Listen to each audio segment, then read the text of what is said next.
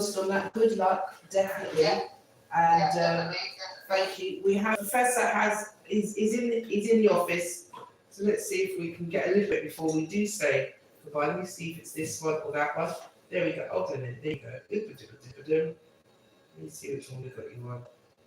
Okay, put the all on. So I'll say, there we go. Oopsie daisy. There we go. I know you can't see us because it's radio, but it's a case of we're pressing the button to make sure that we can be heard.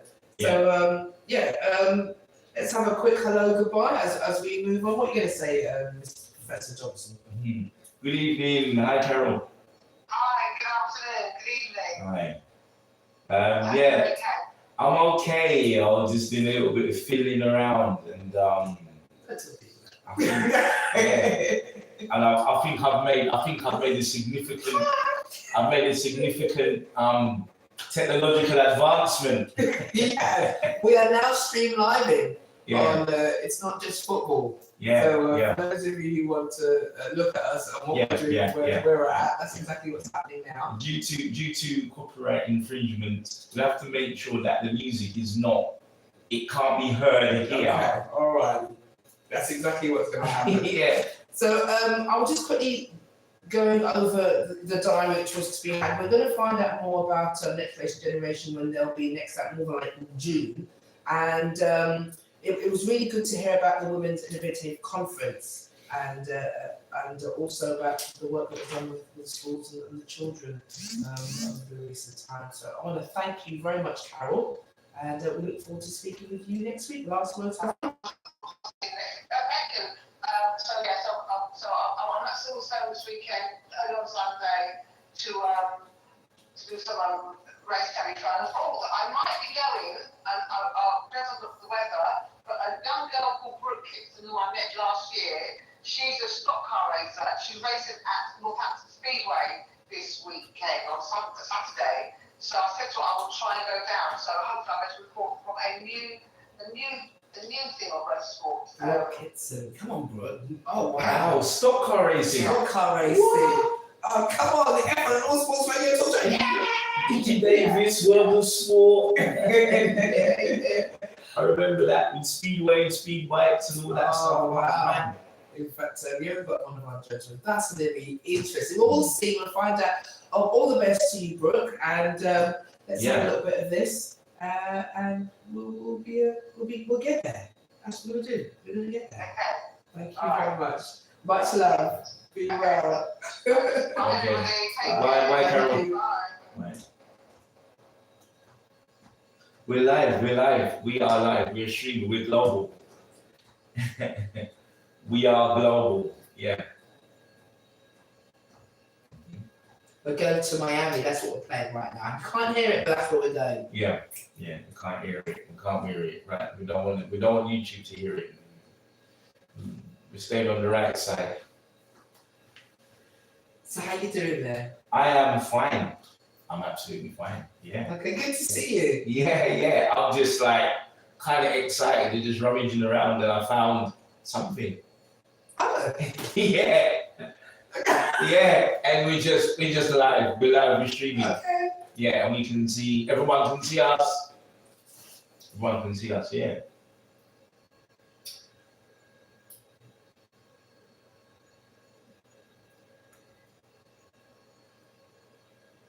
To be honest, Ms. McIntosh, I'm not too sure which one of these you're on, but we'll find out.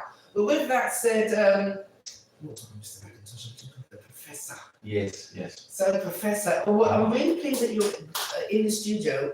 As you know, Carol was talking to us about the day last week that was had with the team and with the boys. We're going to be calling and speaking to our lovely Tunde in just a short while, but can you give us, how was that day for you? That day was very interesting, extremely interesting. I made my way all the way to Norwich. And whilst I was at Norwich, I was speaking to two young men. There was a young lady that was there as well. But I really had a very, very interesting conversation with a young man, one of them, Carol's young proteges. And we were doing some activation.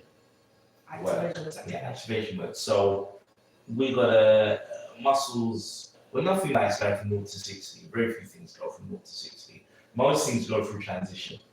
So he needs to be ready to get in the car and drive as quick as he can. Instantly, straight. That's why you see those things. Yeah.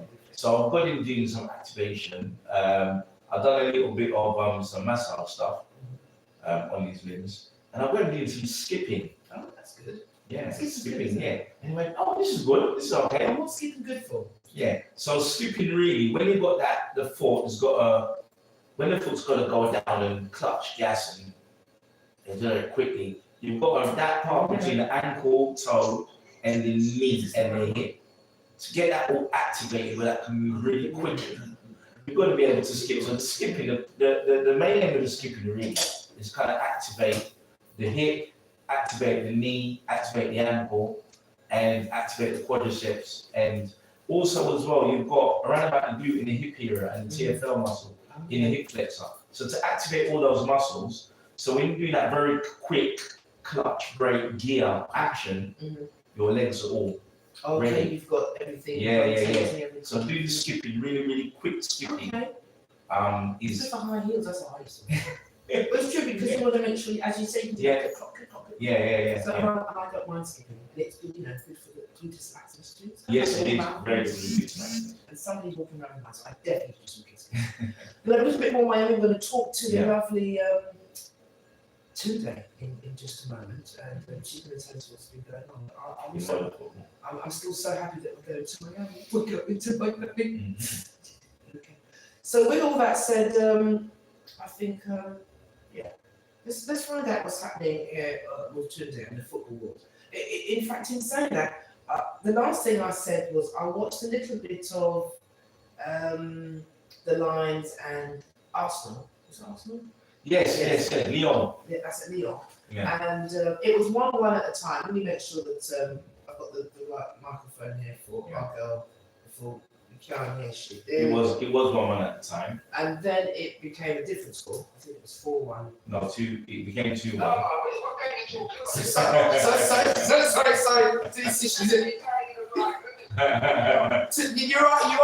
You are on. You're on.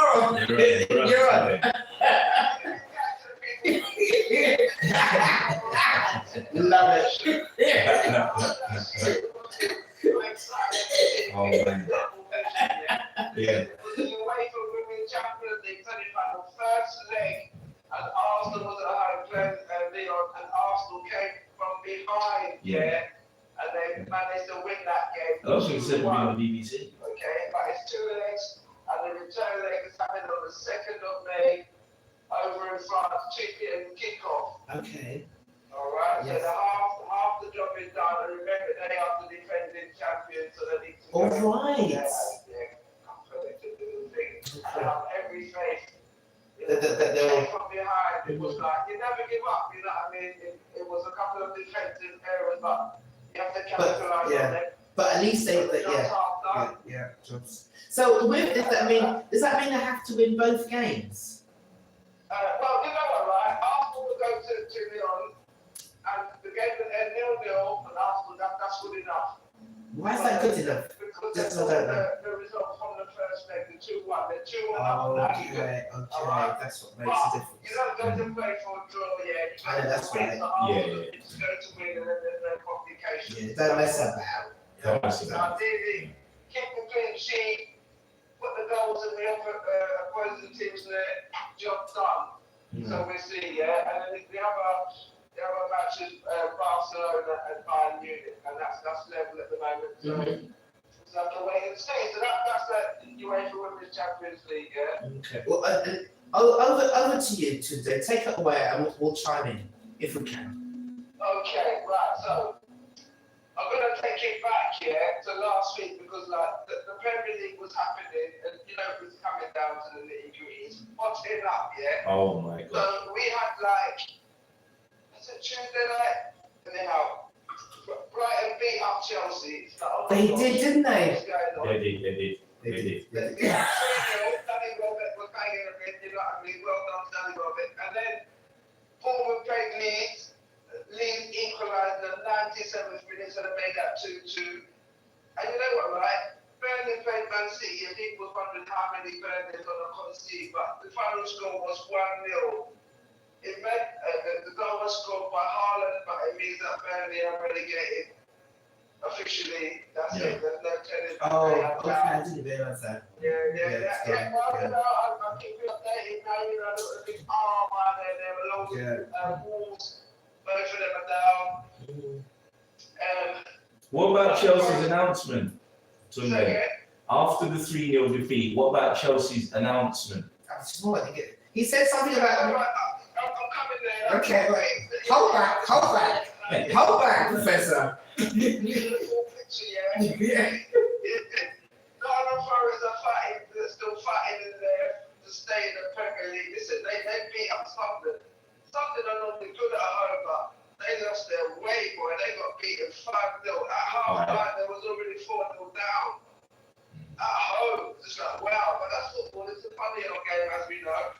Come on, Fulham got the win. They beat up Villa 1-0. That's what we needed. And there was bubbles being blown at the London Yes, Stadium. I heard. West Ham got the 92nd minute winner, and that's what you need. Some people were just insufferable. Yeah. Insufferable. Yeah. But I'm happy for them.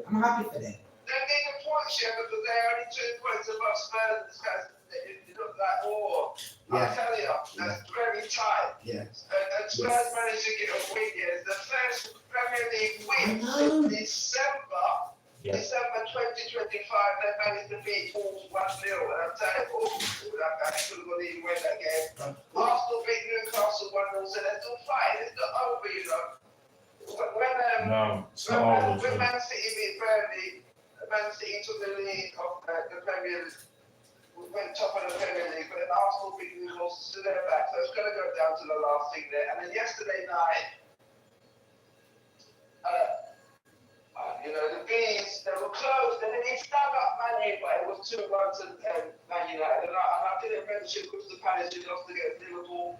Liverpool won 3-1. And Isak scored his first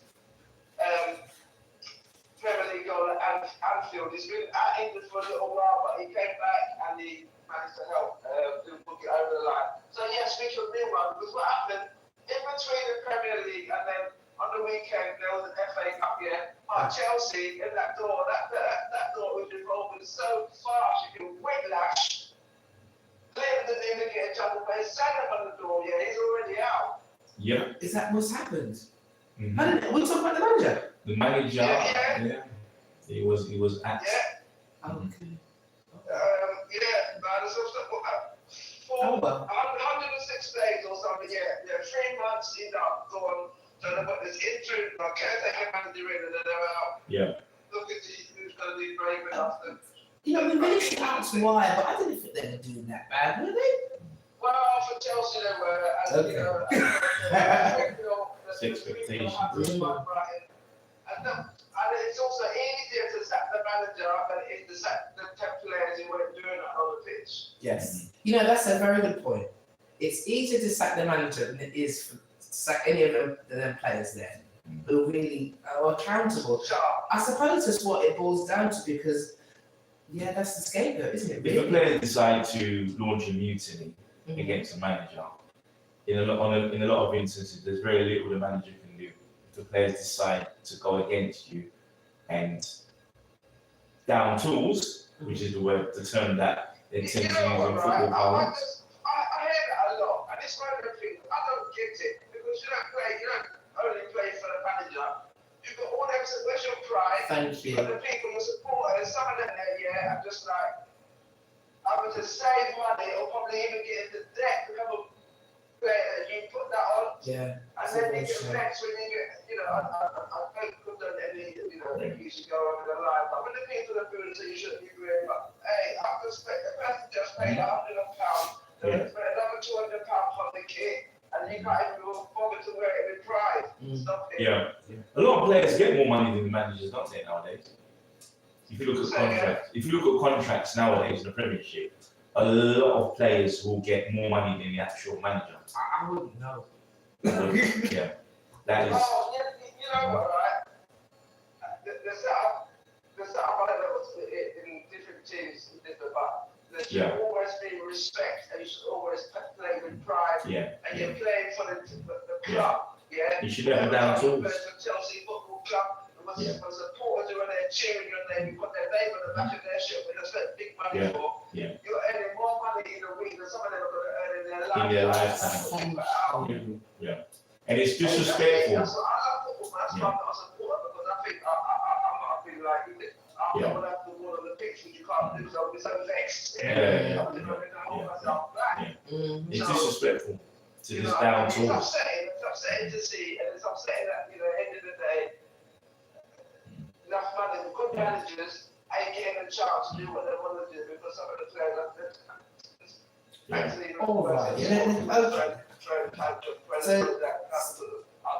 I think again Tunde.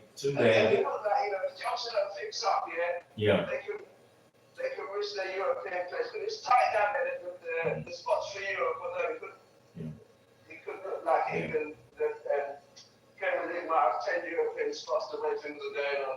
So like I said, that's the conversation for another day, but I thought I'd just say that. Again, Tunde, isn't it? Again, it's so difficult for, and I'm not trying to make it controversial, but it is so difficult for young black managers to even catch a break. So for Leo Messina, actually can't have to go to Italy to go and get his. Let's go and get your. Yeah, but that's the legal country. Yeah. Okay, so what I'm understanding, this is backing up a little bit here. So the guy who's gone was at Chelsea. Yeah, Leo Messina. He was a black manager. Yeah. Yes, so they've got rid of him and and to have and that's a major club, obviously. That's a major club. It's a major club.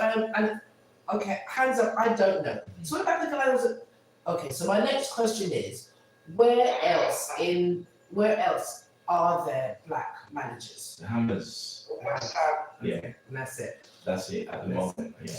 So Premier League, that's it. If West Ham get relegated, then there will be no black managers in the Premier League. Okay, so we need to sort that out. That needs to be sorted. Well, we said we, but we know, but we're the ones that employing them or hiring and firing them.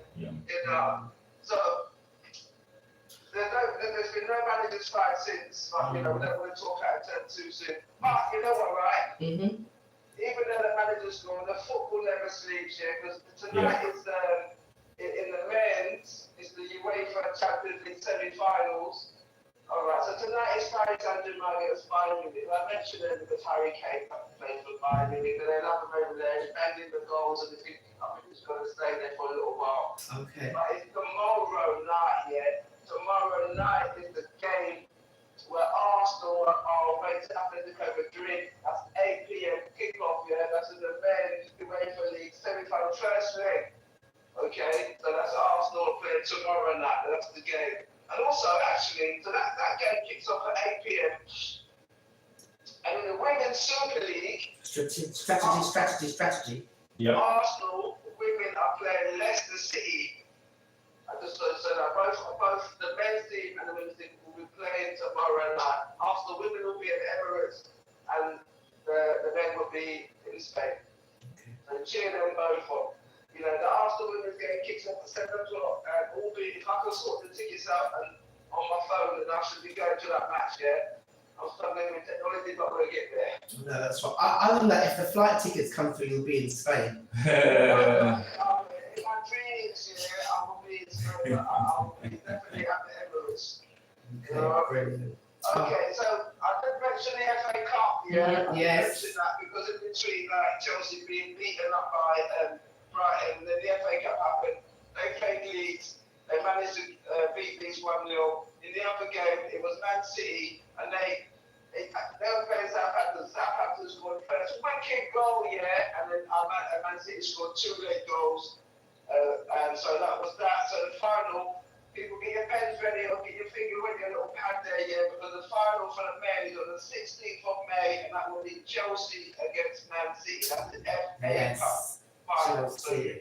Yes, don't say you don't know. So make sure you get logistics together. If you need to be home, you need to get your fried fish and everything else beforehand, and go shopping, and come back and sit down. Curlers and everything out. I'm still talking about Europe, I just give a quick mention, because you UEFA Europa League, and that semi-final is Nottingham Forest will be playing Aston Villa. So there's going to be at least one English team in the final of the UEFA Europa League. So Nottingham Forest is playing Villa, and in the Conference League, you've got Shakhtar Donetsk against Crystal Palace. So good luck to all our English teams out there flying the flag for the Premier League in all those European competitions. We're doing all right, aren't we, in the European, flavour kind of Well, you know what? I'm hearing It quite a lot would of be teams. lovely if there had been more teams getting through in the Champions League, but we take what we got and we have to last night pick up the teams who have made it. And listen, Arsenal need to just get over that hurdle, and then we'll see. It's either Forest or Villa that's going to be in the final, because one of them must go home, and we need to support Crystal Palace, because they're holding up the fight for us in the Europa Conference League. So my question is, with the other European teams, are we doing okay? I mean, do they have one or two teams, or we just We're doing okay. We're doing all right, man. Okay, so we've got. I'm hearing quite a few teams. I mean, the other countries have got what, 2? Yeah. Yeah, man. We're kind of above average at the moment. Are we? Okay. In the final, in the semi-final, you've got one French team, one German team, and then you've got a Spanish team and an English team. That's in the UEFA Champions League final, so that's that. Semi-final, sorry. So we've seen, we'll have to wait and see. So tomorrow and Wednesday and Thursday, in tune in. That's the European football, right? So Find out what's happening. Okay. All right. I'm just going to drop a little thing in there, see now. Because I'm not going to name names, but I think with Liam, being invited to leave Chelsea, shall we say, or leaving by the mutual consent of being sacked, how you want to frame it. I think in the Premier League this season, managers or head coaches have left. Alright, that's why I put it out there. I'm going to name them, but that's why I put that little stat there. You know? That's a bit more than last season, is it? But I think. I don't know how it's score, but it's a lot, really. Is it? Some of them have been from the same team, so from the same club. But anyhow, It seems to be. Sorry to interject there. It seems to be quite a culture with managers. I know we make fun of it, or otherwise, well, maybe it's just me. I think they are losing their jobs, and I think there is a current trend, as I say, without tools. There is a current trend of players collectively deciding, okay, we don't like this manager, we're actually going to down tools, and we're actually not going to play at our best so that this particular manager, we don't like him collectively as the team, and we're going to cause a mutiny. And I think there's more of that actually been taking place in recent times. That's something that wasn't the case years ago. Mate, is that barbershop talk? They're not good enough. They're not good enough, but if they collectively all get together and all says, you know what, I haven't played well enough, but them guys don't like him, he doesn't like him, Joe Bloggs don't like him. Yeah, you know, I ain't been playing well, so let me sneak under the radar and join the dissenters and be a part of the mutiny. And if we can get this manager out and get a manager that I potentially like, somebody that likes me, then, you know, and there's a lot more of that happening today than used to happen. Okay. I don't know, but if you're on the inside, then I suppose you know. There's a lot of speculation. Yeah. I would like to think that people have a bit more pride in that, but you don't know what goes on when people say that, and their motivations, internal or external. Yeah. I just think that it's a shame, you know what I mean? But when I say like the players ain't good enough, I mean collectively, or when you look at the results, you look at some teams, it's frustrating. Yeah. When you team do well, and then the next week they're playing like strangers, or you know, or they can't run back, or you know what I mean? They can run forward, sprint like you say, but they can't run back and defend. Yeah. I'm watching and thinking, yo, what's going on? So, people are too quick to blame the manager or say, or the players. Exactly. Like this, you know, all the favourite expression that people think about is always lost the dressing room. Yeah. What's that? Is what about the dressing room? He's lost the dressing room. The dressing room. It just, it doesn't allow I think it's a lazy expression. Very much lazy, very much so. You know what I mean? Very much a lazy expression. But years ago again, club owners and chairmen wouldn't have it. It just wouldn't happen. Years ago, I remember watching a podcast with Kevin Nolan when Chris Hughton was at Newcastle, and they got battered 6-1. And Kevin Nolan walked off the pitch and he said, "Chris, stay outside." And he went inside and he rocketed all the players, and he just took charge and said, "Listen," and he let off some couple bad words, and he just said to them, "Listen, you lot you're not doing this. This guy's a decent guy, he's a decent manager. You're not downing tools here and deliberately playing bad so that we can lose. No, you're not doing it." And well, they got promotion. They still got so when they got relegated, they actually got promoted back. And Kevin Nolan did to the meeting and said, "Listen, let's be honest. We're not going to publish it, but we don't want to be here." And people put their hands up and said, "Listen, no harm. We're not going to publicly say anything, but call your agent. If you don't want to be here, just go." And had a players meeting, and they went back and said, "Chris, it's our responsibility. We'll sort it. You've just come into the hot seat. The team's sliding. We've been losing games. We're probably going to get relegated, and it's not fair for you to take the can in this way." So, Mike, I have a question here. So, what's the case of Tottenham? Why is that guy still there? Well, this new guy just come. Yeah. He's just come. Okay. He just come. But they were saying that they should have got the guy that they come, Igor Tudor. The people again, hindsight is brilliant. Everyone's an expert in hindsight. They say, "Oh, we should have got him before we got Tudor." Should have, could have, would have. The same thing. All right. So, should have, could have, would have been quite well. You know, we need to talk about. We have to talk about the WSL. Yes, come with it. What they're doing. Oh my gosh, you see, Brighton were playing Man City, and people were thinking, what's that going to be? But you know what? Brighton turned them over. It was 3-2 to Brighton. Oh, yeah. Yeah, man.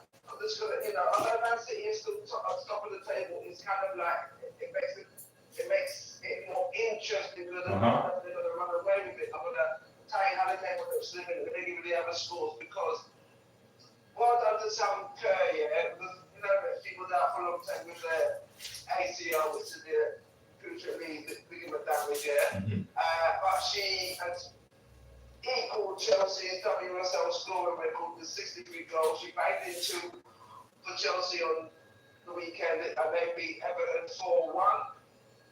London City and Leicester, they found their teeth, boy. They roared on the pitch. They mashed up Leicester 5-1. Yeah. Put it out there. Well done to West Ham women. They were blowing bubbles. They were away. Liverpool beat them 1-0. And then the team is still fighting for the European spot. The Spurs held Man United. Yeah. That was a 0-0. So yes, it's getting very interesting. It's getting interesting for real, because how it looks with the table, and bearing in mind because of Arsenal's FA Cup run and they're playing the Champions League, they've got games in hand. Most teams have played 19 or 20 games in the Women's Super League. Arsenal have only played 17, and Arsenal currently in 4th, but they've got games in hand, So, it's looking, it's not looking good for Leicester. They've got a line for the L's, you know what I mean? So, what I would say though, if the bottom team who finishes bottom will go into a playoff with the team that finishes 3rd in the WSL 2, and they will come, and whoever wins will obviously, either Leicester will stay, or whoever wins will come up from the WSL 2, because the Women's Super League is going to be expanded to 14 teams next season, which I'll talk about later on. But I'm just letting you know, this is what's happening. So people people need to be trying to stay in the Premier, in the Women's Super League.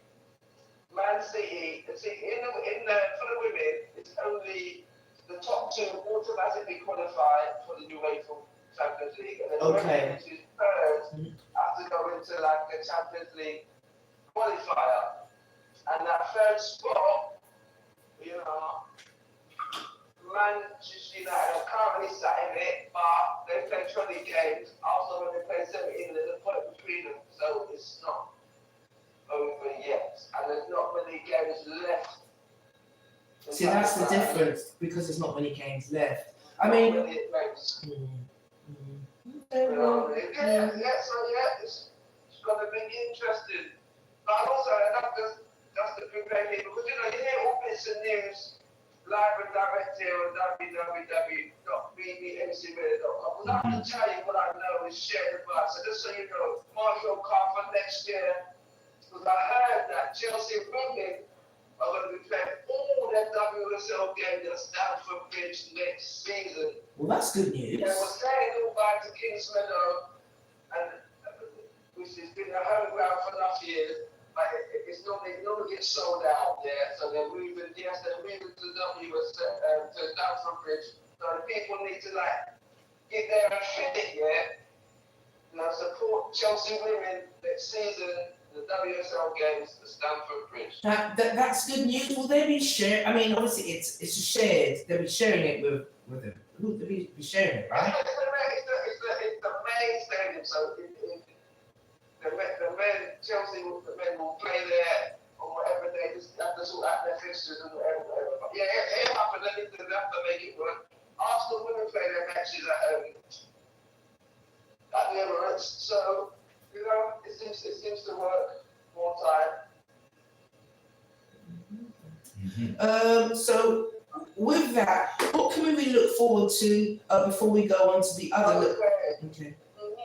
You know what, right? I'm going to say what we're going to look forward to. A couple of things, I'm going to mention this. There's 44 days left, Yeah, for the World Cup. Yeah. And remember, there's 48 teams, and you need to go to the competitions to sort out your eye now, because you're going to end up with square eyes, because 140 matches are going to be played in that time, 104. Yeah. So you're going to be looking at a screen long, so you need to make sure your eyes are sorted, but you don't want your eyes to be square or dry, you know what I mean? So yes, I just want to let you know that. Another thing, I know this is not so great news, but it's information we need to share. Because 10 years ago, it was great news when Leicester, the underdogs, became the Premier League champions. Yes. But you know what? They have gone down, and they are now going to be playing in the League One next season. Wow. Man, it's just like they're just like falling. It's not been good. It's been a struggle for them, but I just want to let people know that this is what can happen in football. Anything can happen. No one has a right to stay in any division, and money is not the answer for everything. And so when the money runs out, it's a bigger problem. But there's a lot we don't know, but it's not been great for them, especially the supporters. That's who I think about. In relation to, oh my gosh. That's one thing that obviously, teams do go up and down, but I suppose it has to occur so that then we can see the greatness of other teams. Yeah. That's like the honesty of what people like the Premier League or the leagues like that, because you have the promotion, you have the relegation. So there's something to fight for. You're fighting to win the thing and fighting to stay in it, and then the other people have got a chance to come up. So it's exciting, apart from the people that are going to be relegated. Yeah. But isn't that, how long has that been going on in concerns to, not so much the Premier League, but isn't that the idea that even in the other divisions teams go up and down, or you just stay in the division? The teams that have got the most resources, and have got the best academy, the best scouting networks, and the ones who've got the most income, the ones who can identify and source the best players, Right. tend to be the teams that they stay in the top division. Okay. So again, Liverpool's got a reputation and a legacy. Aston Villa, Manchester United, now Manchester City, Arsenal, all those teams. Tottenham Hotspurs is one team that it seems that's been in the top division for many decades, who are at risk of being relegated down into the bottom tier. But usually what tends to happen is that teams of that stature, they tend to always, the best players tend to gravitate. Best players tend to gravitate. And then where that team is located, it's very difficult for some clubs to attract players. So for example, over at Yeovil, Exeter, I've recently done some travels with a non-league club, and one of the things that we're talking about on the coach is how do you attract a young player, somebody with a young family or somebody who's young? How do you attract them if you've got a club in the West Country, for example? And if you can't pay them really big money, what else have you got? So Birmingham is quite a vibrant metropolitan area. London is quite a vibrant metropolitan area, and so is Manchester. So for a young person, a young man, being attracted to an area, when you finish playing football, what else are you gonna do? You're gonna go out. You're gonna have attractions. You're gonna have things that you can engage with. If you've just met someone, you're married, you've got children, you want your children to go to a good school. So all of these things are things that attract players to a club and to an area, in addition to the footballing side of things.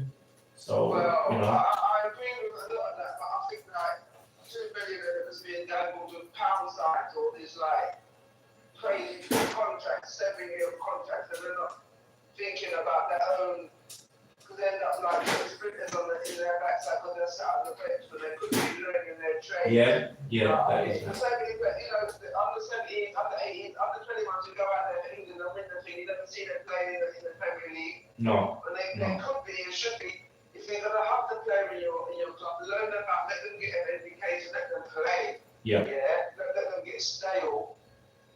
I think that's the kind of thing. The networking within the clubs needs to be better. How to progress our young players. Don't let them hold them. Don't kick them. They don't belong to you like a piece of property. They should be allowed to develop. You can't develop. Yes, you can watch it. You can learn by watching, but when you're going to get the play, man. Of course. That's what I'm saying. Yeah. I think clubs have, one of the things that's happened recently, which is more worrying, which is one of the reasons why they brought in the football ombudsman, was that clubs are the elevation of a club, and then a club falling. The way that club falls and capitulates, some clubs really hurtle towards the bottom. Some clubs really fall apart. So that's something that hasn't been happening in recent, but over the last 10 years, you've had clubs that have just really plummeted. Yeah, that's also to do with like bad financial management and greed, and also the collapse. With other markets that have a knock-on effect depending on where the owners from, what industry they're in, where they get their money from, and a certain amount of money that each club is supposed to be allowed to spend, and some people are better lawyers than others. Yeah, of course. I just want to say that. Very good point. Yeah. But Alrighty, we're gonna give the last words to. I know that you obviously were talking about the days going towards this team that's going to be happening for the world and the cup. 44 days, people. That's what I remind them. 44 days. We're at quarter to the hour now, so I'm going to put the last words over to you today. Yeah, in 15 minutes time, Paris Saint-Germain will be playing Bayern Munich. But that's the game. But tomorrow is the game, Because you've got Arsenal women playing, and you've got Arsenal men playing. Enough football's going on, and then the weekend is waiting up. The Premier League the games are coming thick and fast. People are sweating, nails are being pictured, and saving the WSL because anything can happen. Last and it's going to go down to the last kick of the last game of the season, and the referee will blow the whistle, then we will know. It's all over. It's all over. Thank you very, very much. Today, we look forward to speaking with you next week. Thank you so much for your insight, views, information, and just to know what happens when the ball goes into the back of the net. Oh, I like that. I know that's right. Okay. All right. Next week, yeah. Be well, people. Take care. Thank you.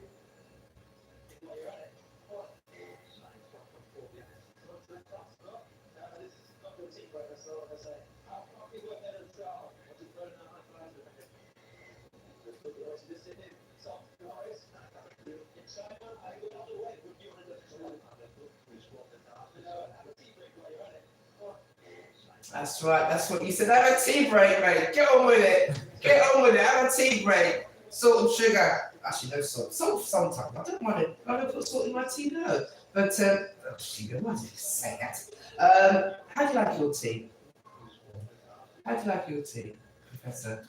No, do you like my tea? I'm a herbal man. I drink peppermint tea and lemon and ginger. So I'm not a PG tips man.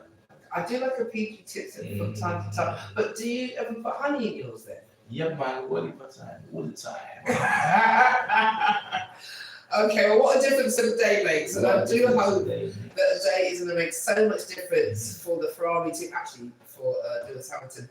We did go through the scores at the doors in concerns to last year's race, but let's have a little bit of this, and then we'll. In fact, let's have this again.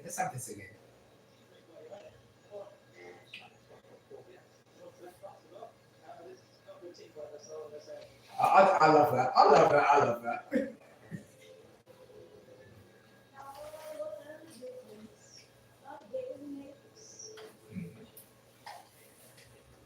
We'll be speaking with the one and only Mr. McIntosh. I do hope you got all those reads. I have the volume down now. I think I did actually. We were talking about tea and Professor Johnson having honey in his tea. Yeah. So you're a herbal man. Herbal man, yeah. So it's ginger. What else? Yeah, lemon and ginger, peppermint. Mm-hmm. Yeah, that's. I like some green tea recently, actually. Sorrel. Oh, sorrel. That is nice. No, that's nice. That is nice. Yeah, sorrel. I like nettle tea. I don't mind the bitter. Because I like Moby as well. Yeah. I think that's nice. Yeah, my mom's like nettle teas, like Mm-hmm. yeah. Yeah, that's good for the women in that sense. Yeah. And I suppose the other teas, I don't mind what tea it is, because I've learned that teas, infused right and everything can make so much difference. Mm-hmm. And then besides green tea, I've had some matcha tea recently. Yeah? Yeah, that was good. You got to make it right. Yeah. Definitely got to make it. When it's got the bits in it, it's not very nice. Yeah. What do you suggest is one of the best teas to have in that sense? If I put my sports science hat on, turmeric is really, really, really powerful. It's got lots of medicinal properties. Should you have that with a little bit of pepper? A little bit of pepper, yeah. Especially when you cook it. If you just have, because I have turmeric at least. There was a gentleman called Hal Robson Carney who is his dad's side is West African, mom's side is Welsh, played for Reading, also played for West Bromwich Albion, played internationally for Wales. And when he was a youngster, he had an injury and he had treatment. And the surgeon said, it's all over for you. I don't think you're ever going to play professional football. We don't think you're going to make it. And him and his dad started investing in finding a solution. And he found that the turmeric was managing to control inflammation. Right. And he confounded the surgeons and the sports medicine doctors. And he ended up playing professional football, playing internationally for Wales. And he was so empowered by the results that he got by taking it. Why is anyone talking about this? Why are the physios and the doctors saying it's all over pain? And now he decided to have his turmeric company, so now he sells turmeric. Turmeric is good for you. I do a bit of turmeric every day. Okay, well, we're going to be speaking to Mr. McIntosh because you know him back. No, with an agenda. So just give us a moment and we'll be speaking because I know he's waiting. He's thinking, well, Oh, what's going on? What's going on? Okay, Mr. McIntosh. Let me just give you some volume. Sorry about that. There we go. We've got. I don't know what your agenda is. We've got a professor in the house today as well, just to let you know. So, could you tell me where you might go to first? Don't worry about that. Okay. So let me just hold on a minute. Let me put this over here. Okay. Can I put it there with you? Yeah, sure. So We need to. I hope that's not coming over. That tune's not coming over on that we get the copyright team. Okay. Yeah. So we'll be speaking with the lovely. Well, he's nice. He's all right. Mr. McIntosh, and we've also got Professor Johnson in the house. Yeah. So we'll just have a little bit of music there. I just want to play a little bit of this. No, I'll put that in another time. So I do hope you've been well on your travels, Mr. McIntosh. Yes, you're sounding at a little bit distance with your microphone, but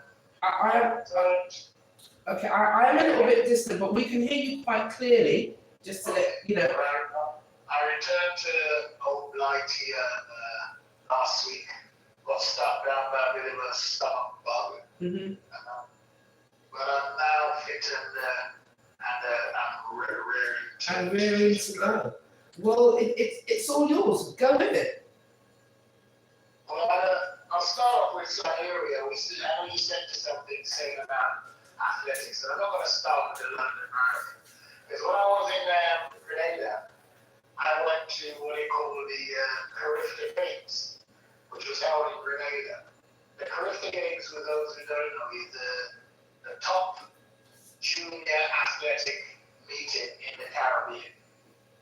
If you want to aspire to greatness, you've got to do something or compete at the Carifta. Yeah.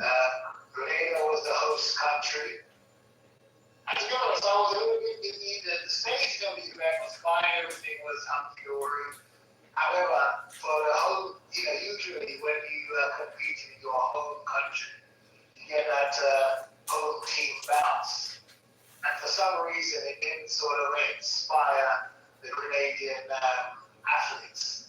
And there are many reasons as to why that didn't occur, which I'll go into a little later. The event was dominated, as per usual, by Jamaica, who came away with 27 gold medals. 27 and a total medal haul of 67. Mm-hmm.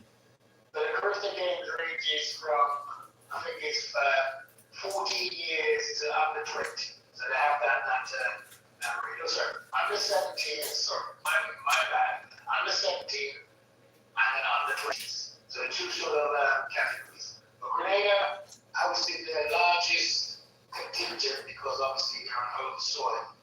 And I said the events were dominated by Jamaica, who was the powerhouse, Trinidad and Tobago, Guyana, and there were a few little surprises along the way in other sort of nations. Jamaica were way in front of everybody else. And there's many reasons in why they taking their sports more seriously. Is there money being pumped into their athletic program? Is it still seen as an opportunity to get out of the country to an American university or high school?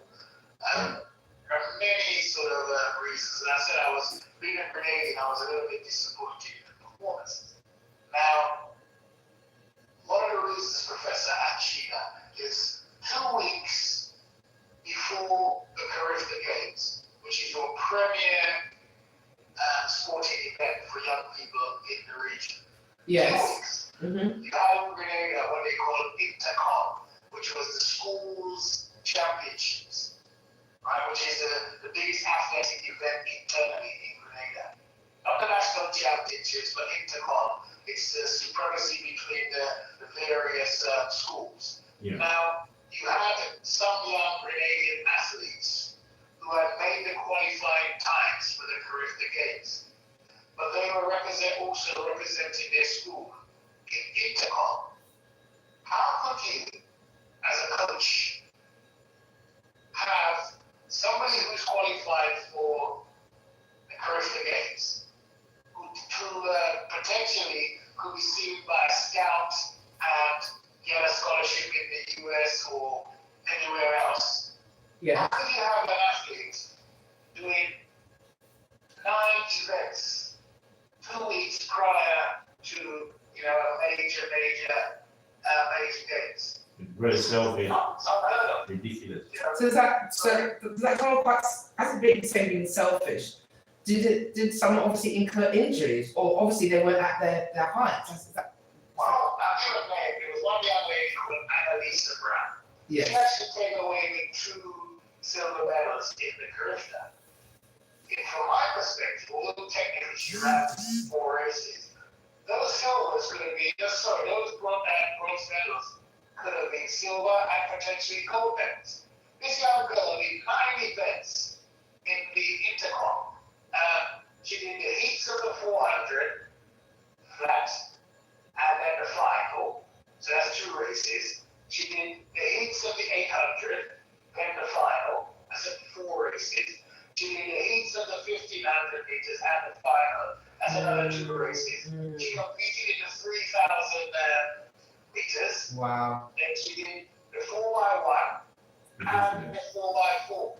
This is an athlete who had the qualifying standard for the 800 and Caribbean. Her school was never going to win intercom, no matter how much points they had accumulated. So, as a coach or a sensible selector, why would I risk a top athlete to do all these events? There was another young guy from a school called SAS, Deshaun Oliver. He did 10 events. Yeah, that's great. That's ridiculous. Yeah, and out of 10 events in the intercom, I think he won 9 and came second in 1, right? So top level athletes, he didn't win anything in the Caribbean. Burnout, stiffness, injuries, what's happening in the coaching system or the actual system. My question is, and I'm just going to interject here. So, as a spectator, and I know that you're an integral part of the of what goes on there within that sporting world, is anything said? Is this why the energy was down? Was this noticed, or otherwise does it go unobserved? It was noticed, but again, because the intercom is school-based and it's seen as a premier thing, there are 2 main schools in the boys division, which is St. Andrew's Anglican Secondary School and GBS's Grenada Boys Secondary School. In the boys division, they are the 2 top schools, yeah? Then in the girls division, you have the same St. Andrew's Anglican School and the Methodist Anglican High School. Now they're the top girls' school. The school that this young lady, Annalisa Brown, was running for is called Boca, right? Secondary school. Yes. They didn't have the strength in depth or the numbers to say accumulate points to win the competition. But you're putting this young lady's career in jeopardy by making her run all these events and trying to accumulate points for your school when your school has absolutely no chance of winning the title. So I couldn't understand it. One of the It's pride. It's ridiculous. It's like it's not. It come across that way when we're talking about someone's career, the opportunities that an individual could have versus the school's opportunity to get up the points. If there was, where's the school going? if the school was that weak and didn't have a squad, for the coaches and for the heads and the principals of the school One individual to sacrifice that person, whereas they could have been fresher for the curricula to get an opportunity to be scouted on a world stage, that's just absolutely ridiculous. But the same young lady went on to represent Grenada. It's ridiculous. And on social media, I got that massive grip by people who support that school only want something against the school. No, I want to see our athletes thrive. Jamaica, they want strength in depth, right? So Yes. some of the best athletes, they withdrew them from even the curriculum and left them open to compete in the World Under-20 Championships, which is again slightly more prestigious. Yeah. So they could have afforded to do that. Coming back to Grenada, that was that they had Intercol. 2 weeks before that, they had what they call the national championships. Nonsense. Okay? So the same athlete was running 6 or 7 events in the national championship. Plus, 2 weeks before that, they had their school sports. So she was running their school sports, then she competed in the national championships, and she competed in Intercol within the space of a 5-week period. Are you going to tell me your athlete is going to be at their best for the most prestigious, young person? How does this mindset change if it's not brought to the attention or otherwise discussed in any way? It has been coming to notice, but I said there are a lot of sort of selfish people who want the recognition that their particular school is doing well, to the detriment, in my opinion, of the Individuals. athletes. Everybody wants their alma mater to be the one winning the Intercol championship. It's craziness. The stadium during the last Intercol is absolutely packed. Thousands of people attend.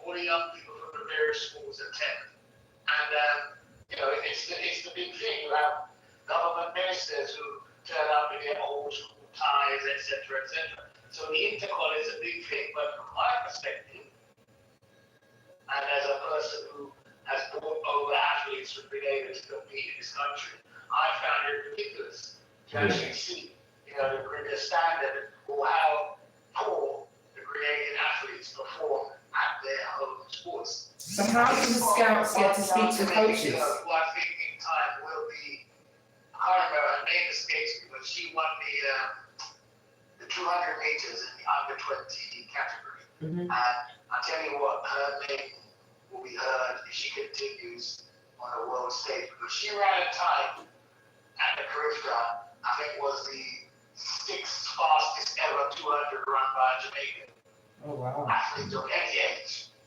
So let's watch this space and see what happens. For a small island, the country, the facilities and so on, up to scratch. They introduced a couple of events that they never used to before. For example, the pole vault. Oh, And okay. you can see the pole vault hasn't been something that a lot of the athletes, are used to.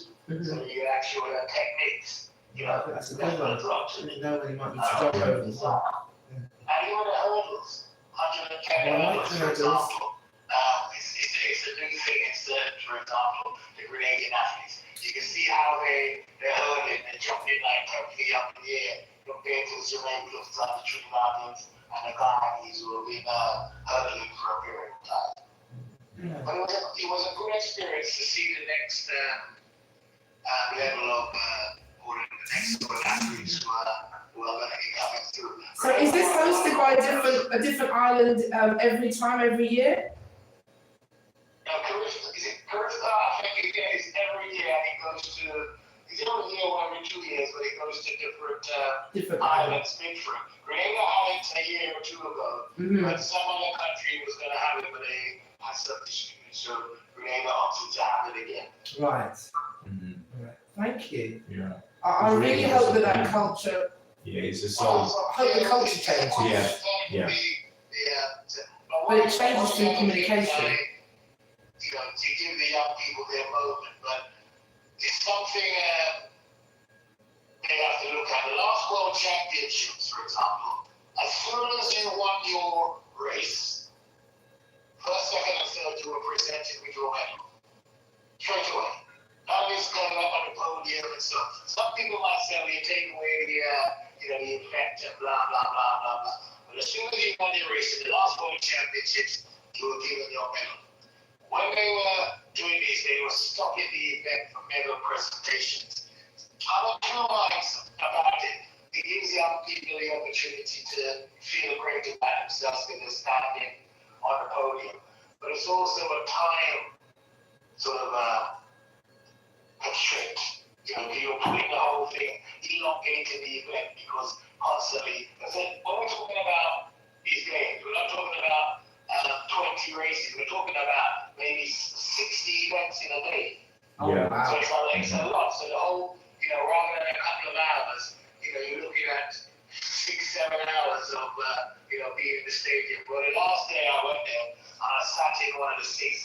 what, my big bum is now very flat. That's seat tickets. And where I was sitting, for some reason, the sun decided to follow me here. I was so grateful that one of my friends had an umbrella to give me some shade. And there was a woman a few rows down. I had to beg her to some sunscreen because when that heat hit me, I tell you what, you could say I was in an oven. I was roasting, absolutely roasting. So moving on in terms of athletics. Thank you. I actually went down to Grenada specifically for a community athletics meeting, which I do a little sort of sponsorship. It's in a small village next door to mine called Mount Paul, and it's held on Good Friday. And for that little community event in Grenada, you had about a crowd of about 6,000 or 7,000 people sort of attended, because it's sort of only we use the word only event stroke line that's happening on Good Friday. Come now. So people turn up. I have a few issues with the committee because they still want it to be like, I would use the word village-based. Now, you don't have the number of athletes or people wanting to compete locally. So I was suggesting to them, why don't they invite like another village to attend? If that other village or people attend, they're going to bring their friends, they're going to bring their families. So, you're increasing your participation, you're increasing, but I gave away a few prizes. I gave away to the winner of the over 20s female racer microwave and, big, some monetary prizes to some of the kids, $100, which basically is about 25 quid. So, just to make the atmosphere a little bit more competitive. It's so important. Everybody wants that $100 because for me it's small change, but somebody a 10, 12-year-old getting $100 to help with the family budget is a lot of money. And even for their confidence, and these little things as a child, it makes all the difference when you win anything, at anything. Just even to come second or third to that point. I gave away a little tablet to one of the kids, and it was the youngest competitor in the open relay was about 5 years old. Oh man, that was brilliant. She did the last leg of the open 4x1. Obviously, she didn't win it, but just out of nice, it's going to a prize of $100. Yeah. So, just made her pay her mom's day. So that was my sort of little sojourn to Grenada in terms of athletics, and then coming back, and I don't know if we talked about it before, we have these amazing scenes of Sunday. Oh wow, we haven't talked about it at all actually as yet. Yeah, well, history was made. Ooh. Records in one day, and the first. Well, the woman who beat her own world record. Let me get a name. Sawi or whatever. Sawi, he got the world record. We run under 2 minutes. You run under 2 hours. 1 hour, 59. I was watching the race and I'm hearing the commentator say about, it's the blah blah history. And I said to myself, my first thought, I wonder if they measured the course rightly. No, seriously, I'm thinking, I think measured it right, because to run the kind of times and Rosa Johnson and Sheda, he just beat it by a couple of seconds, and I beat it by about 30 minutes, 30 seconds. Yeah. It was just unreal. It's unreal. Now they're saying, he was running in shoes that was so light. So once he was running in bare feet, what is there to complain? One of the things, apart from the elite athletes, it was, I think, it broke another record in terms of participation. I think there were 59,000 people competed. The vast majority competed to raise money for various. That's right. I learned that it's one of the most competitive, but one of the biggest fundraiser of, in Europe. It doesn't surprise me. England does these big things in Europe, but they seem to have, there's a few things which they have, which are the biggest in Europe. One happens in August. But anyway, nonetheless, we're not going to go there. Well, it was nice to see people like that. Again, you saw people of different shapes, different Oh gosh, sizes, yes. Oh, yeah. all sorts of different races, and competing. I mean, you have to put yourself in the balance, and it's a great thing to do. That's right. 26 miles and change. It ain't easy. Well, we spoke of this last week a little bit. Psychological aspect of it. So history was made on the streets of London, and will it be repeated? It could well be, because the guy who came second, that was his first marathon. That's right. That's right.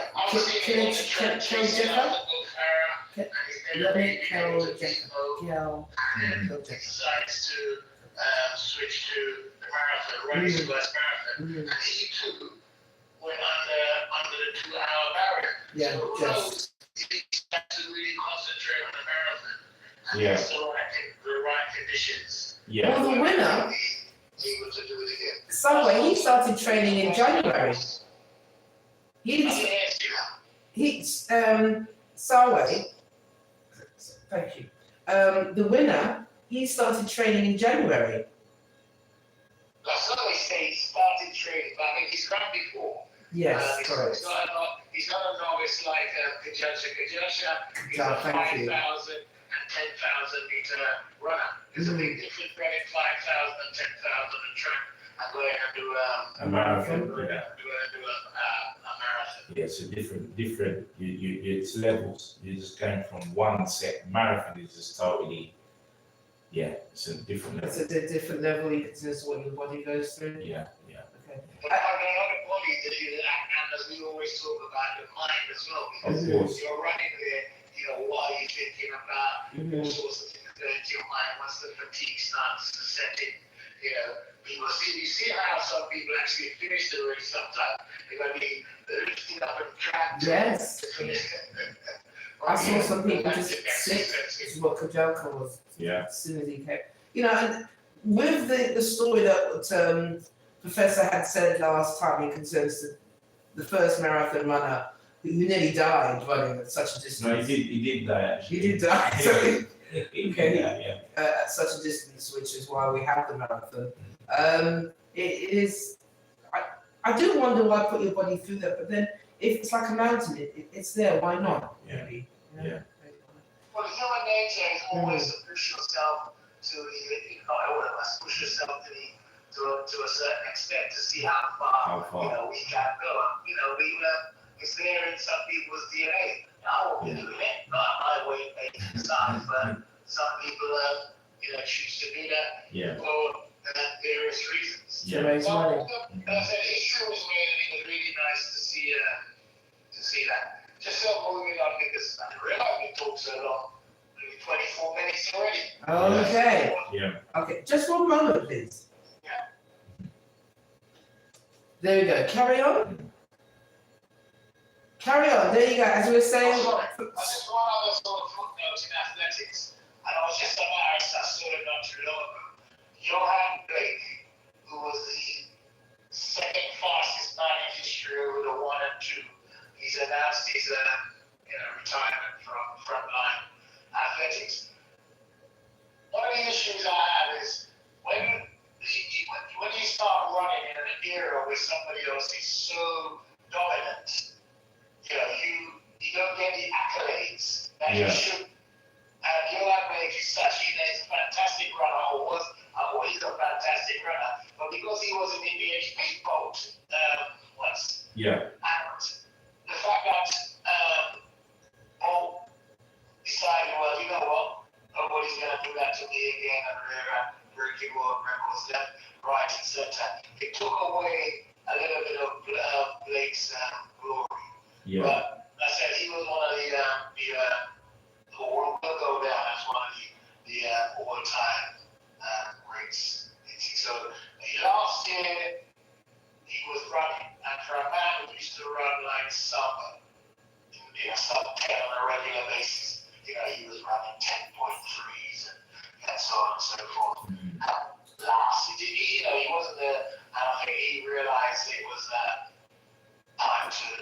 Yeah. But saying that, I've seen a thing, I just read something that the great Alison Felix, at the age of 40, feels that she can come out of retirement, come out of having a second baby, and looking ready to see she can qualify to compete in the next LA Olympics. Imagine that.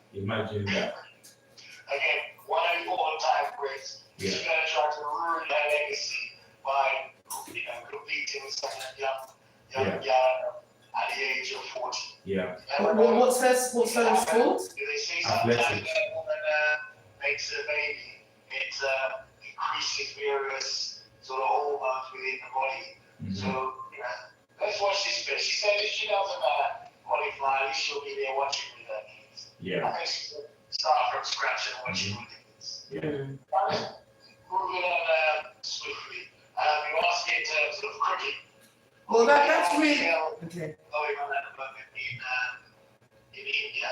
Yeah. The IPL is a big one again, where a player can earn from a contract more money than they could make in their entire career. So you see some names of guys who, you never really heard of, but they've been chosen to get a contract in the IPL. And I want nothing against that. There's a 15-year-old which sets the IPL alight. At the age of 15, I'm not seeing him more, and batting so much better than some of them, seasoned professionals. And we've got county cricket going on. I was watching some county cricket a couple of days ago, and I'm saying to myself, how or what could they do to try to increase the popularity of county cricket? Because it's the premier sort of game apart from test matches in England. And sometimes when you look around, you see like one man and he's gone. Yeah. Because it hasn't got the relevant time, it hasn't got the 2020 or the one day game. So it's something they have to really look into. They need to have music festivals in between or afterwards, or I don't know. It's something the authorities will have to look at because money's getting tight with a lot of the county clubs. So they've got to look at ways of generating revenue. Most of their revenue is coming from the short game. And also, when test matches are played, they get a little bit from the purse of the ECB. So, let's see what happens. Do you not think that there's an element of intellectual laziness in terms of let's just try and get all our money from the 100 and let's just not try and make the county championship more exciting? They're even talking about less games, like dividing it into 3 conferences and having actually less games, so that you'd have the 18 counties will be split into three blocks of 6, and then they'll play with a playoff and things like that. And they was against it. They went back. The counties were against it, but definitely the ECB are trying to find a way to make the county championship smaller, and then try to get all their money from the 100 and from the blast. That's true what you're saying there, but my take on it is also traditionalist. Yeah. You have some people who are strongly adverse to change. This is our premier game, and this is where we get our test match players, and so on and so forth. And they're reluctant to change. Yeah. They're reluctant to change that. Yeah. Also, you have a lot of some of the counties, believe it or not, on their boards, you have, how can I use it? The stiff upper lip gentlemen. Yeah. And, they're about the chairman of this club, and this is what we want, and so on and so forth. It's always been like that. And, we don't want change, all this fancy, clothing, and so on and so forth. But if they continue, the county game will die. Yeah. I have a different take. I've always envisioned that one day they will do, introduce or try to bring in what they used to call the minor counties. So you have proper relegation, so teams will have to fight out to see if they Buckinghamshire and Oxfordshire and so on. Get promoted, Get promoted. Yeah. But they'll use the whole network to block a lot of these other counties from doing that. So it'll be a shame because, like I said, I enjoy all forms of cricket, but looking at county cricket and seeing, you just maybe what is there? You normally sit down a lot of the times. The games are long and drawn out. And it's not the same as, say, a test match between different countries. Mm-hmm. Yeah. I know sometimes the only sort of anti-cricket game that there's that element of enthusiasm is the old Rosing match between Lancashire and Yorkshire. Yeah. And sometimes Middlesex and Surrey, but a lot of the other county matches, as I said, is watched by one man and his dog. Yeah. And it's having more. It's think about the impact that's happening in England. Imagine what we know, but I suppose people outside won't necessarily know the impact it's having on the game in the Caribbean, in Pakistan, in Sri Lanka, where the general economics, your club cricketer in the countries that I just mentioned, they barely earn enough money to survive. If they don't get a T20 contract somewhere else, then that really is the difference between them being able to kind of feed their families. Whereas at least the average county cricketer in England will get like an average wage, So They get average wages. As I said, one of the days when man used to do things for the prestige or for free. Yeah. You're doing it because you also want to earn something. Because if you want to reach a certain level, Professor Johnson, there is a sacrifice. Yes. And I'll sacrifice financially. I'll sacrifice, my body. I'll sacrifice my mentality. You name it. What am I getting back for it? Yeah. What am I getting in return for all the effort that I make? And the only thing, yes, it's fantastic having an Olympic medal or Games medal. But is that going to feed me and my family? The answer is no. Yeah. So I want some financial sort of gain from all what I've done. So there's something that we say in the Caribbean and other countries. The only country where cricket is thriving financially is India. Yeah. A lot of money is plowed into various forms of cricket in India. Australia are complaining because it seems to be controlling power, whereas the ECB is obviously the powerhouses now. It's the they call it the Indian Cricket Board or whatever they call it. The BBMC. I'd like to interject here. So there's where some issues were around, but they've seen the need to plow resources into their cricket. So let's see. Years and years ago, we had the first person to sort of shake up cricket was Kerry Packer. Yeah. Remember Kerry Packer? Uh-huh. He came Packer Circus, and some of the players were banned from playing for their country because they were enjoying the Packer series. Yeah. Because of that, it opened up the financial aspect for in terms of the top level players to earn a decent wage and living from cricket. And you had other players like Adam Stanford. I don't know if you remember Adam Stanford. Yeah. Stanford in the Caribbean. And I don't know whether they had a series between England and the West Indies. Yeah. And in the winning team, each player was guaranteed $1 million US. Yeah. Wow. $1 million US. Little people know that the money that was getting through these Ponzi schemes. They didn't have to give it back. West Indies won the match. They didn't have to give it back. A lot of them, became wealthy players because of that one particular game. Yeah. I'd like, can I interject here just? Sorry, did you want to say something? Yeah, I want to interject very quickly. Today I met a gentleman, and he was talking about his young son, and his son is 11.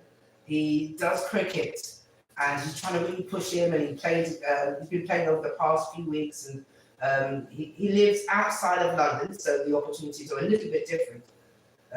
However, what came to mind, and as we know, the main country at the moment that is making money from this is India, and they're of the same culture. And it is about putting your child in the game to obviously be a part of the game that, I want to say regurgitates, obviously, that has the opportunity to thrive. Yeah. So I suppose it's also getting your child in the sport so that, that they have a love it, or they want to do it for a certain time, or the school does it. Yeah. So it is about obviously encouraging your child especially within that. So it's in their blood, it's like in their blood, it's part of their culture. It's Yes. part of Yes. I've discussed this before. Yes. From cricket level at the lower level in this country, especially in London and other places, cricket is now, I would say, 70% Asian. You're not getting many black youngsters playing cricket. The PCB and so on started with Rainsford Brown and so on, the program to try and get inner city kids interested in cricket. Yeah. But all the clubs I visit as a player, spectator, umpire, etc., the vast majority now is Asians. When you go, for example, to Harrow Cricket Club, Yes. so the Harrow Club in West London. Yes. Or when you look at their academy from their first team down to their under 10s, 99.9% are Asian kids. Yeah. So how many, and I'm asking because I do not know, how many play for England?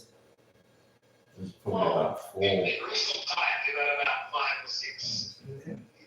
At county level, there's more Asian guys playing in county level now than there's ever been. And some are sort of breaking through the fringes. Okay.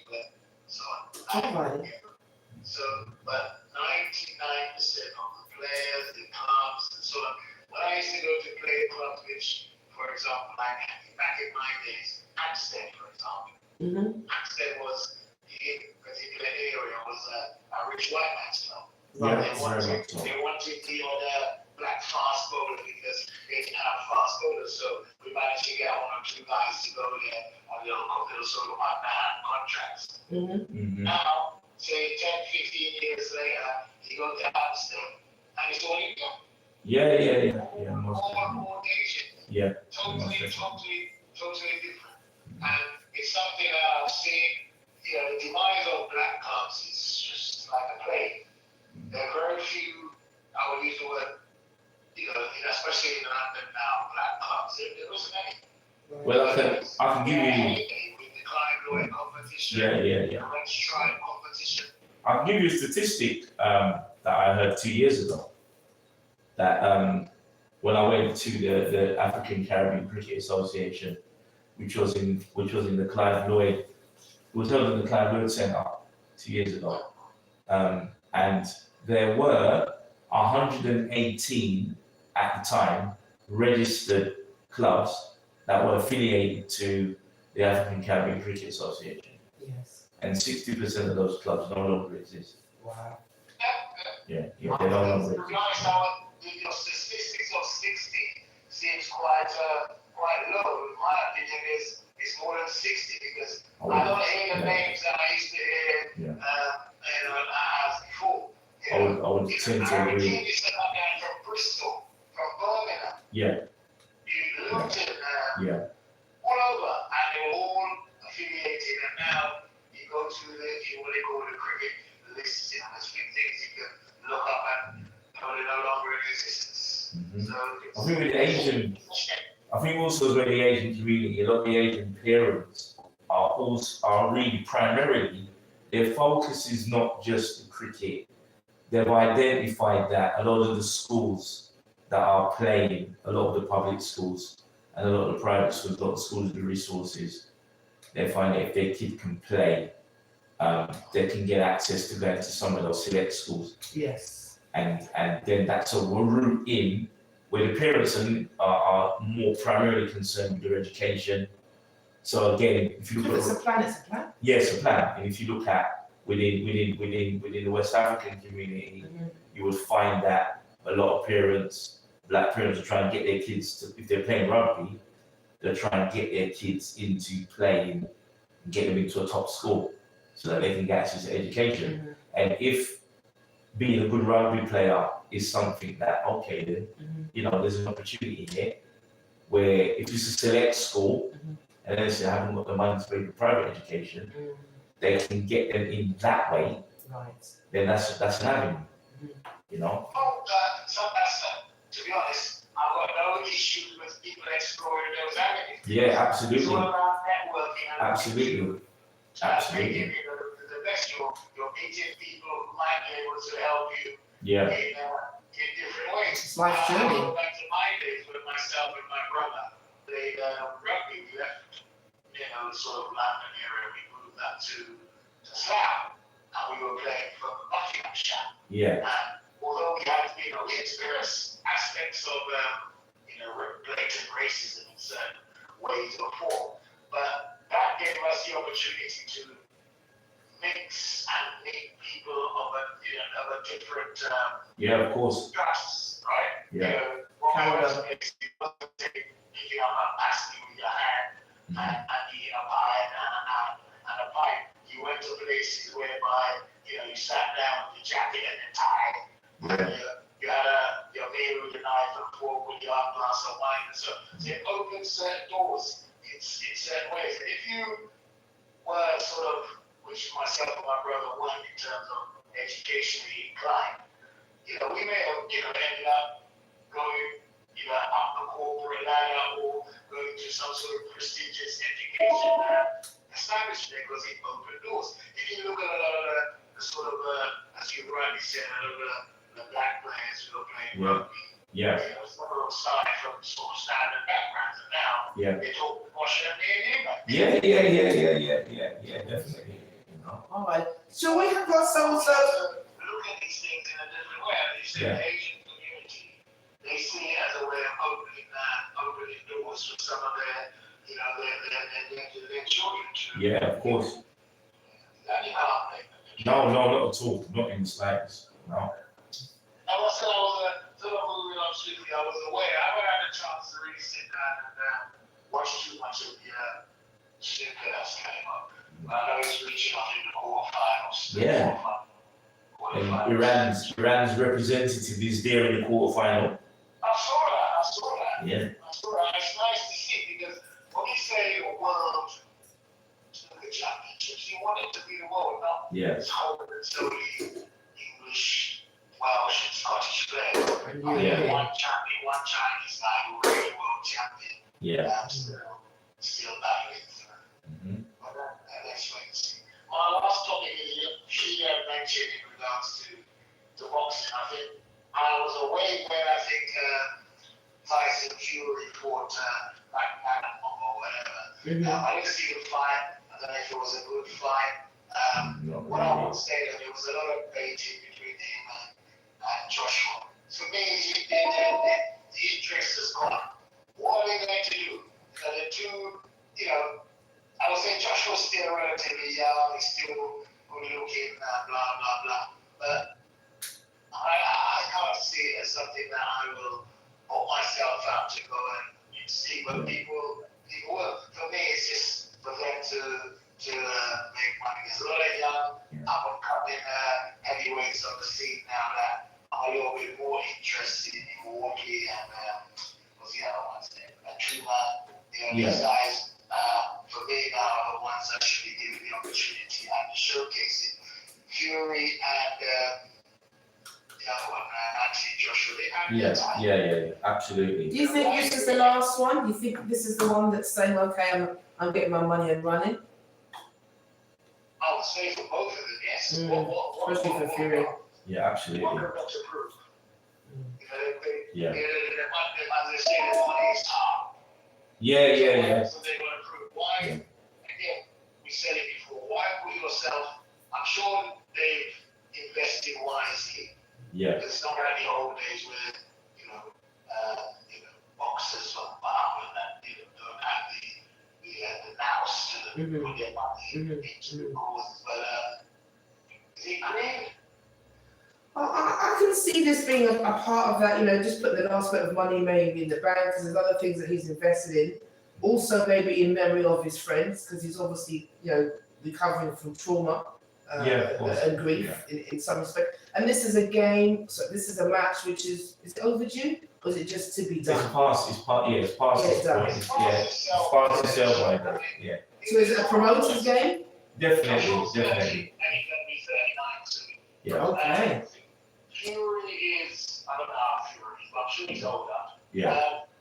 What are they going to do? Are they going to, who's going to win this match? Are they going to go and try to become Defend it. world champion again? Yeah. Which is probably not going to happen. Yeah. Come out and defend it. Oh gosh. Yeah. I mean, what I will say, they should be sitting down looking after their grandchildren. Yeah. So who's actually got the belt? Fury's got the belt, is that right? No, you see. Six. You see. None of them got no belts. You The see. current champions is Usyk, I think he's got 3.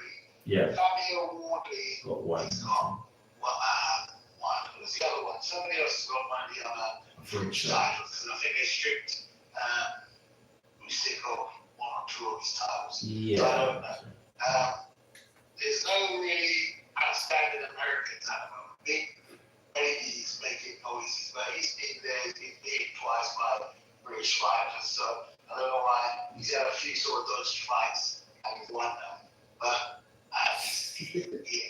Yeah, no, not at all. Oh wow, so Yeah. With a heavyweight, and a man throws a punch, and it lands, anything that happens. Yeah. And I was watching a rerun of the Lennox Lewis and I see Rackman, whatever his name is. Yeah. And Lewis was touted as the next greatest and blah blah blah, and he was giving Rahman some licks, and the man had Yeah. Lewis started to shake like that. Yeah. was it over? Oh yeah.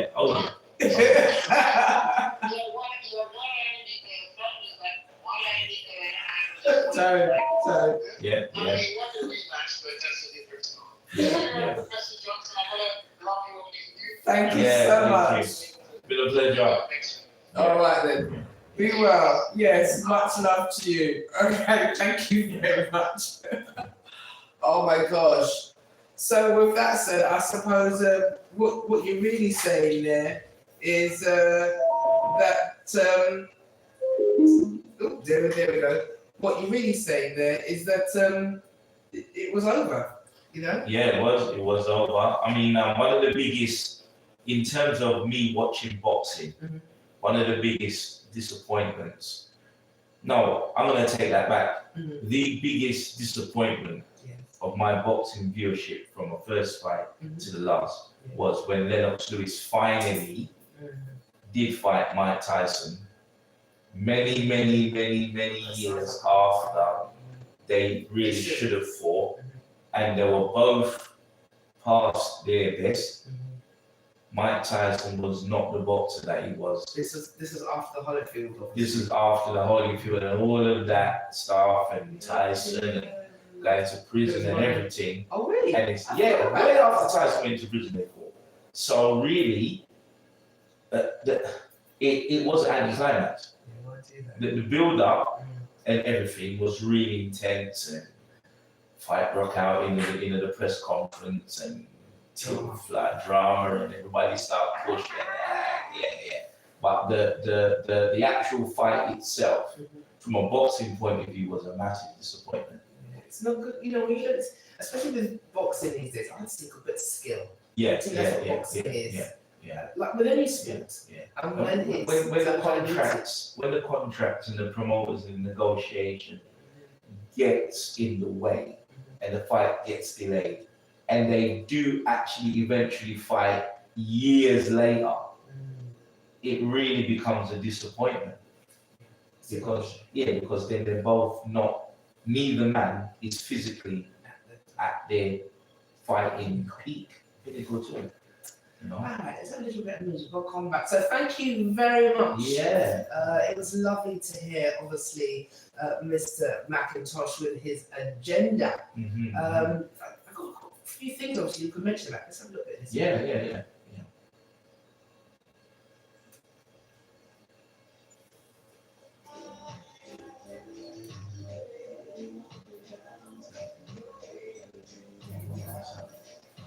tune.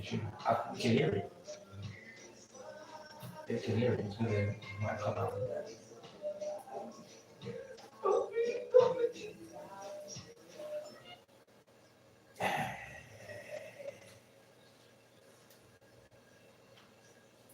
Yeah. Okay.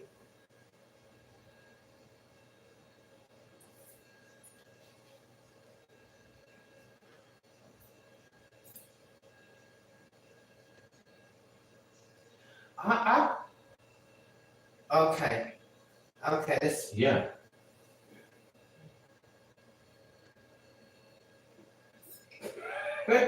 So Mhm. I had to do that again. I want to play this track actually, because I've been meaning to play it all day. Let me just get with this one that's right here. Yeah. And go about it. So I don't know who has seen. I've got to yet to see my Michael Jackson. Have you seen Michael Jackson? No. There was some school friends organized something for yesterday, and it was right in between. A prior appointment that I had. And I wasn't able to go. I wasn't able to go. Yeah, the screening yesterday. Listeners, I want to apologize because it's not the first time it's happened during this show.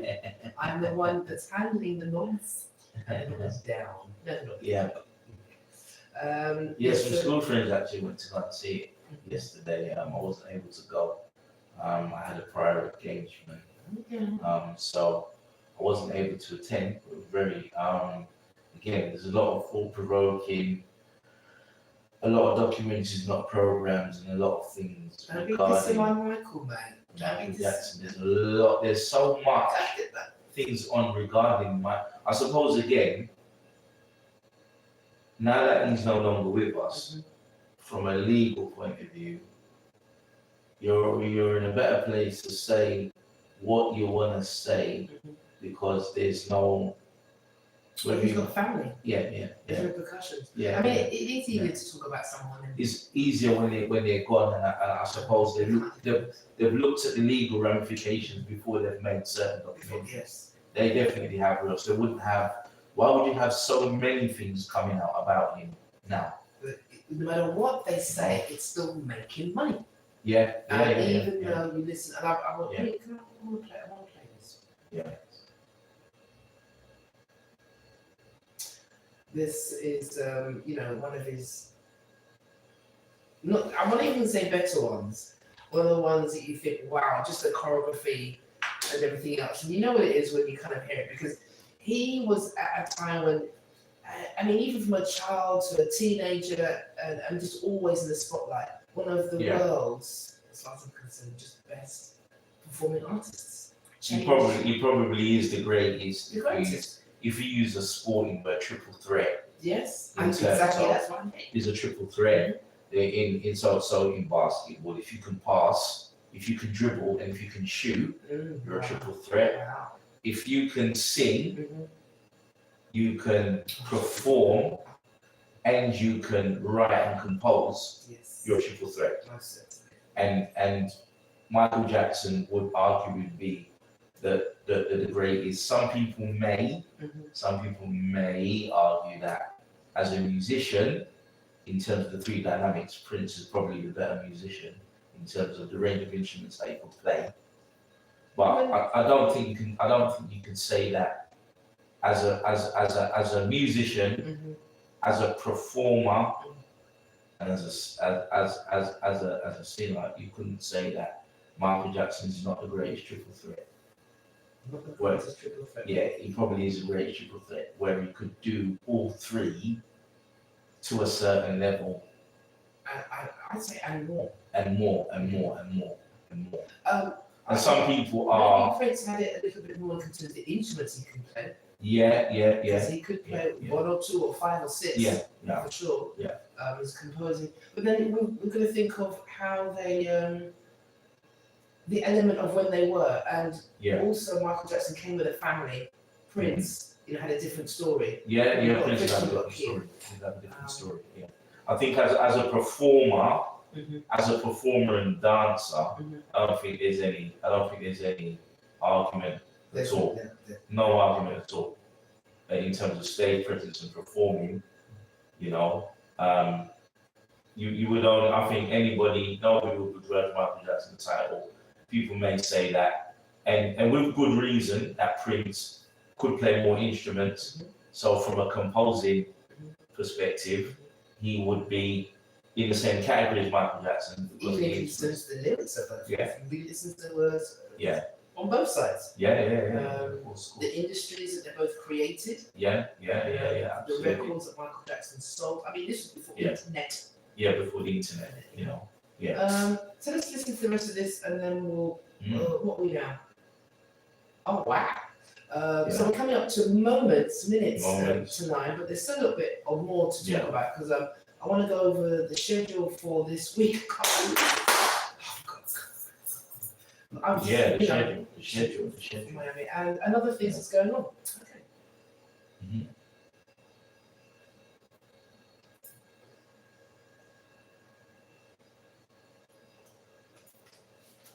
So I just found out that it's these two, the middle one's not on. In other words, the middle one is not that one. Right. So Okay. that's down right now. So we're 10-2. I want to say what the schedule is. Mhm. I suppose we've spoken a little bit about the marathon. I don't want to say anything more about it. Only thing I want to say is Hearts. Mhm. Hearts could potentially Is that what it win in Scotland. They potentially could be both Celtic and Rangers. And who are Hearts? Hearts Football Club. Exactly. Okay. All right, and so we'll go there. Yeah. And the snooker, we can catch up on the snooker. A little bit. Okay, a little bit. Okay, so we're up. Okay, all right. So,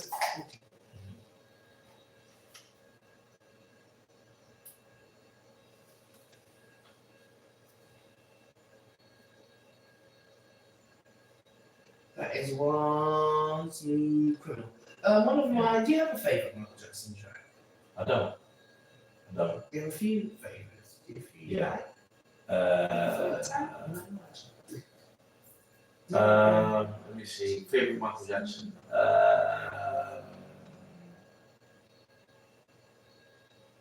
Favorite Michael Jackson, probably Don't Stop Till You Get It. Okay. That is a tune, though. Don't Stop Till You Get It. Yeah, it's probably my favorite. I mean, there's so much that I think that he's better at. But anyway, let's put that to one side because we've still got a little bit. This is the FMO Sports Talk Show. Yeah. So with that, we want to talk about a few things. As we were talking when the music was on, Professor said something to me. I was like, "Who are they? Now, who are they? Who are You they? answered the question. Who are they?" Because when we talk about, if I was to say two words to you, Yes. Scotland, Scottish football. Yes. I usually say Celtics and what's the other one? Celtics. Is it just Celtics on the other one? Celtic in the other one, yeah. And some people might say Rangers. And That's it. Celtic and they're always in the final. I'm like, is there any other teams? Is there any other teams? Yeah. And she did say to me, and she said, "Who are they?" And she would be correct in saying that. I am correct in saying that. Why? Because Hearts of Mhm. Midlothian Yeah. won the Scottish title in 1959. Yes. And they are on verge Mm-hmm. of leapfrogging both Celtic and Rangers, That time. and they're very, very close Mm-hmm. to actually winning the Scottish title. Wow! For the first time Come on. since 1959, It says nice. which would be a fantastic That feat. would be. You know, That's my club. before Alex Ferguson came to the UK, came to England Yes. and managed Manchester United, Mhm. he did manage a little team called Aberdeen, which was a fishing town and an oil town, and we didn't have a big football area, but he managed to smash the Celtic Rangers stranglehold on the Scottish Championship. But apart from them, no other team has really had a real dominant opportunity, which is until now.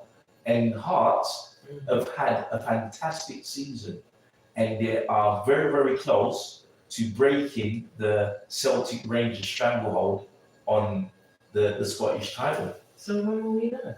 We will know probably in the next 3 weeks. Okay.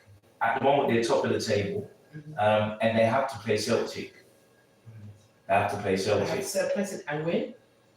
Possibly, yeah. The way the points is looking, if they beat Celtic within the next 2 weeks, they're probably going to win the title. You know, And what I would say as well, and you know, we should have really spoken about it. We talk about football, we talk about the football pyramid, we talk about the big clubs and the clubs with money. Down at the very, very bottom, the National League, the last week of the National League, Rochdale was second, played York with first. Both and second were playing each other in the very last game. That's what's meant to happen here. Yeah, very last game of the National League, Panorama National League. Now, check this. Both teams, York had 105 points. Yeah, going into that league, right? And no, York had 107 points. Rochdale had 105 points. Like, now imagine a team having 100 points. Usually, on most occasions, the team with 100 points is going to win the league. But to have two teams over 100 points and playing in the last game of the season against each other. We was watching the game into injury time, 5 minutes into injury time. They scored, Rochdale scored, and everybody went crazy. The stadium nearly collapsed. People were running all over the place. Wow. It was absolute mayhem, pandemonium. And referee played 30 minutes of stoppage time. And on the 13th minute, York equalised and then went absolutely berserk. I'm sure the camera fell off its tripod and everybody lost their minds. It was absolutely amazing. It didn't go to penalties. It ended up being 108 points, York, and Rochdale ended up with 106 points. And Rochdale are now going to go into the playoffs. Well, that's good. And York will now go back into League Two. But what a phenomenal game. It probably was. I would argue that it was bigger than any of the Premiership games. See, the games like that, you can really get a good game. Yeah. Okay, well, I'm going to play this because we are minutes away. So let's go. Oh, Mr. Man, our Iranian snooker player who is he's in the quarterfinals. No. He's in the quarterfinals. Mr. Hossein Vafai, he's playing Wu Yi's. Okay, that's a Chinese guy. The Chinese guy. They're currently 4-4 at the moment. You know, I have been watching some of the snooker because when I realised that there was a little bit of tatar between Sullivan and Higgins. Is it Higgins? Yeah. I was like, okay. And because I realised that Crucible are going to have the contract until some stupid time. Yeah, they literally this year they signed a new contract. Until 30. Yeah, they were going to close it down. There were some offers from Shanghai and China and other places to move it there. There were some offers in Europe, and Barry Hearn was really, but no, we've got to keep it in Sheffield. And they managed to get the deal. Sheffield County Council, there's no other sponsors coming, but Sheffield County Council made a last minute, okay, let's handshake on it, and they signed the deal for the Crucible to be refurbished, redesigned, made up. And everything, get it all done, you know, and to get the Crucible up to world level standards, and to have it there for that. I think at least there's a contract for the next 5 years at least, with a view to it being extended to another 10 years. You know, so again, brilliant that the world snooker is going to stay at the Crucible. Yeah, and let it be world. And it is becoming a world. It's becoming a world sport with our Iranian guy and with two Chinese players in the quarterfinals. Yeah, absolutely. Okay, so let's have a look at this.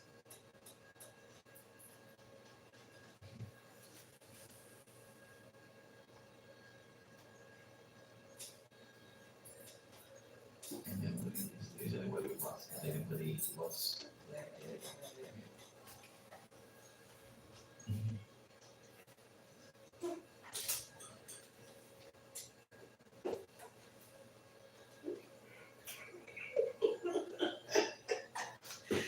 I know how you give it a little two-step, a little boogie there, but you see, you can't stop moving.